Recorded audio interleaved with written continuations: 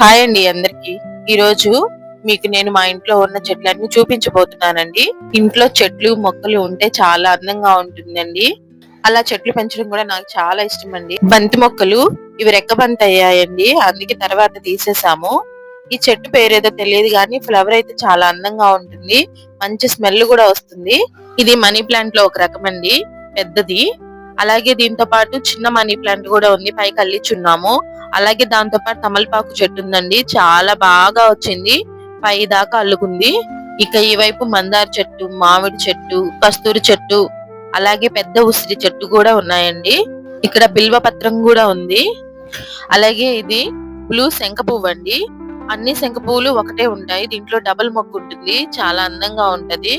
ఇదేమో మల్లి చెట్టు అండి, మొన్న ఈ మధ్య ఆకంతా దూసాను, ఇప్పుడే బాగా ఎగురు పెట్టుకొని వస్తుంది. ఇదేమో ఫ్యాషన్ మొక్క, దీని పేరేమో చాలా పొడవు ఉంటదండి. ఇది నాటు రోజా పువ్వు మొక్క అండి, న్యూ ఇయర్ రోజా నాటాను. ఇదేమో క్రోటన్ మొక్క, అన్నిటికన్నా స్పెషల్ ఈ మొక్కేనండి. ఇదేనండి బ్రహ్మకమలం మొక్క, సంవత్సరానికి ఒక రోజు పువ్వు పూస్తుంది, చాలా అందంగా ఉంటుంది. ఈసారి పువ్వు పూసినప్పుడు మీకు చూపిస్తాను. ఇవేమో వెనక వైపు నుండి కనకాంబరము, నందివర్ధనం, అలాగే ఇక్కడ గోరింటాకు మొక్క కూడా ఉందండి. అది బాగా చాలా ఎర్రగా పండుతుంది ఈ గోరింటాకు.